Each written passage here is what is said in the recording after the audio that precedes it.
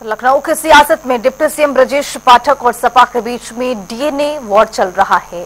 समाजवादी अधिवक्ता सभा ने भेजा है मनहानि नोटिस, तो वहीं बनारस से पहुंचे मिश्रा जी ने सरकार को बताया है ब्राह्मण विरोधी।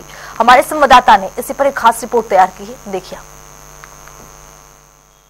डिप्टी कोई वॉर नहीं चल रहा है, डिप्टी सीएम खलियाड़ है, कोई काम नहीं उनके पास, इसलिए वो डीएनए की चर्चा करते हैं, फिर उस चर्चा को आगे बढ़ाते हैं, इस तरह टिप्पणियां करते हैं ताकि लोग उनको कुछ रिएक्शन में कहें और न्यूज़ में बने रहें, क्योंकि उनके विभाग की कोई परफॉर्मेंस नहीं है, कोई काम नहीं है। डिपार्टमेंट के अंदर तो छोड़िए, सरकार में कोई उनकी सुनने को तैयार नहीं है। मुख्यमंत्री जी से रिश्ते उनके जग जाहिर हैं, तो इस कारण से वो चर्चा में बने रहने के लिए बात कर रहे हैं। और जब एक स्तर से आगे चले जाते हैं तो निश्चित तौर पे ये नोटिस देना और ये सब उन्होंने शुरू किया है, तो दूसरे लोगों के पक्षधर भी कानूनी लोग हैं, वो भी उन्हें जवाब दे रहे हैं। जो नोटिस आप लोग की तरफ से दिया गया है, उसके बाद अगला कदम क्या है समाजवादी पार्टी? नोटिस वकीलों का काम है, नोटिस के बारे में जो लीगल जानकार लोग हैं वो बताएंगे। समाजवादी पार्टी अपनी पोजीशन स्पष्ट रखे है, ये एक निकम्मी सरकार है। ब्रजेश पाठक एक नकारा दल बदलू मौका परस्त नेता और हैं, उनकी विभाग में कोई परफॉर्मेंस नहीं है, कोई उनके विभाग ने जितना जनता के आम स्वास्थ्य के साथ नुकसान किया है उसकी कोई सीमा नहीं है। सवाल ये है कि आदरणीय अखिलेश यादव जी ने एक पोस्ट के माध्यम से अपील की थी दोनों पक्षों से कि इस लड़ाई को यहीं पे समाप्त किया जाए और हम सकारात्मक मुद्दों को लेके, जनता के मुद्दों को लेके, इस जो जनता की सेवा का हम लोगों का संकल्प है उसको पूरा किया जाए। लेकिन भारतीय जनता पार्टी ने उसके बाद भी बयानबाजी भी की, उसके बाद भी मानहानि का नोटिस भेजा। तो समाजवादी पार्टी उस कानूनी लड़ाई को लड़ने में सक्षम है, जवाब देने में सक्षम है। इसलिए आज समाजवादी अधिवक्ता सभा ने जो अमर्यादित टिप्पणी माननीय डिप्टी सीएम की तरफ से की गई थी, जो कार्यकर्ताओं को लेके भी की गई थी, हमारे नेता, हमारे राष्ट्रीय अध्यक्ष आदरणीय अखिलेश यादव जी को लेके की गई थी, उसको लेके आज मानहानि का नोटिस भेजा है। समाजवादी पार्टी कानूनी लड़ाई लड़ेगी। उत्तर प्रदेश में डिप्टी सीएम और समाजवादी पार्टी के बीच डीएनए वॉर चल रहा है, एक दूसरे का डीएनए चेक किया जा रहा है। हमारे साथ बनारस वाले मिश्रा जी हैं, समाजवादी पार्टी में शामिल हो चुके हैं। बनारस में कई बार इनके ऊपर मुकदमे लिखे गए, जेल भी गए, इसलिए काफी चर्चा में भी रहे। मिश्रा जी, ये डीएनए जो चेक हो रहा है, ये कहानी कब खत्म होगी? क्या डीएनए चेक ही हो जाएगा सही में? नहीं, देखिए, पहली बात तो ये जो डीएनए चेक करने वाले लोग हैं, ये फर्जी डॉक्टर हैं। ये आपको भी समझना है, हमको भी समझना है, हमारे प्रदेश की जनता को समझना। भाई, कहाँ से एमबीबीएस कर लिए हैं आप?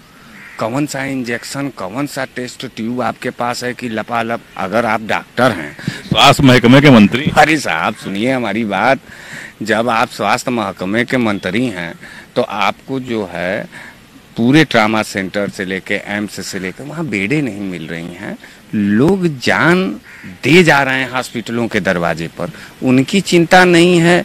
ये डीएनए टेस्ट करने वाले, टेस्ट ट्यूब बेबी जो चेक करने वाले लोग हैं, उनसे हम कहना चाहते हैं पहले डॉक्टरी की पढ़ाई पढ़ लीजिए।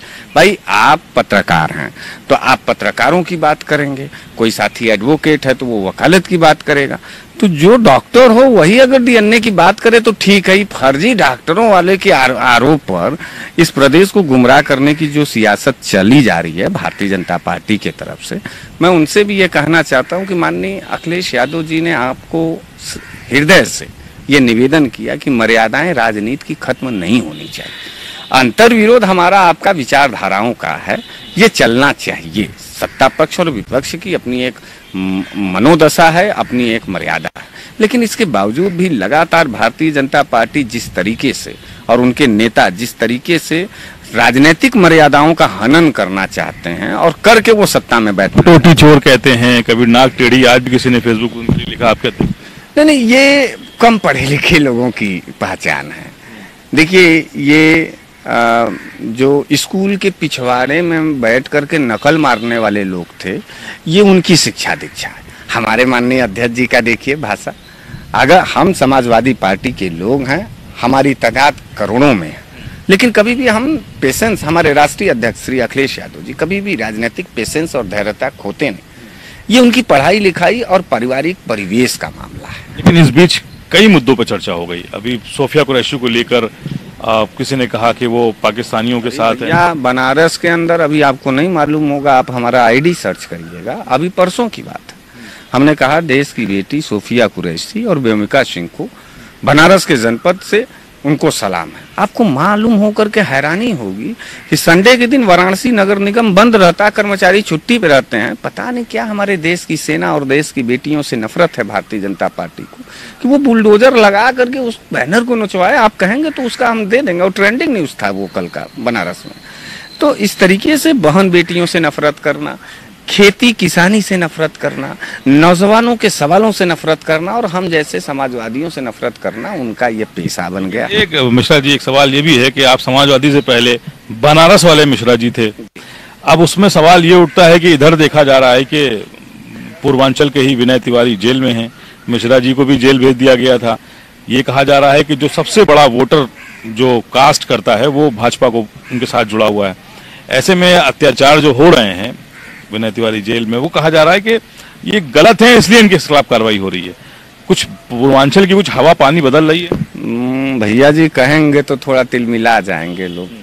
ब्राह्मण गलत है तो उसको लगातार आप जो है गोलियों से, कमलेश तिवारी योगी आदित्यनाथ जी के रिजीम में मारे गए, विकास दुबे योगी आदित्यनाथ जी के रिजीम में मारे गए, विजय मिश्रा उनकी हालत देख लीजिए, विनय तिवारी जी की हालत देख लीजिए, बनारस वाले मिश्रा जी की देख लीजिए। ये जो सत्ता के खिलाफ अमल मणि त्रिपाठी जी को देख लीजिए। ये जो सत्ता के खिलाफ वाले लोग हैं उन्हीं में कुल अपराधी नजर आ रहा है इन लोगों को। एक आखिरी सवाल आपसे और है। मध्य प्रदेश के एक भाजपा नेता ने कहा, आपने सुना होगा टिप्पणी उन्होंने सेना पे जो की, इसके बाद आपके पूर्वांचल के बलिया से एक नेता हैं बब्बन सिंह, उनका वीडियो बड़ा वायरल हो गया।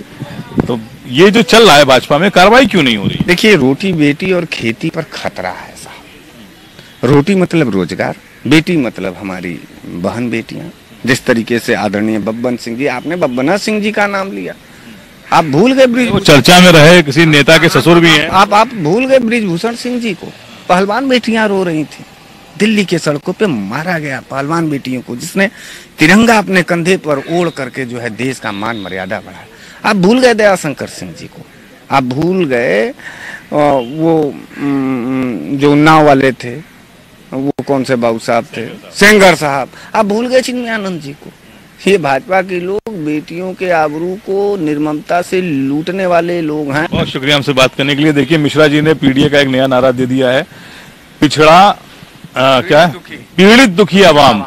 ये देखिए, ये नई परिभाषा है, क्योंकि स्वामी प्रसाद मौर्य ने भी कहा था कि अखिलेश यादव का पीडीए वक्त के साथ बदलता रहता है, तो फिर बदल गया है पीड़ित दुखी आवाम।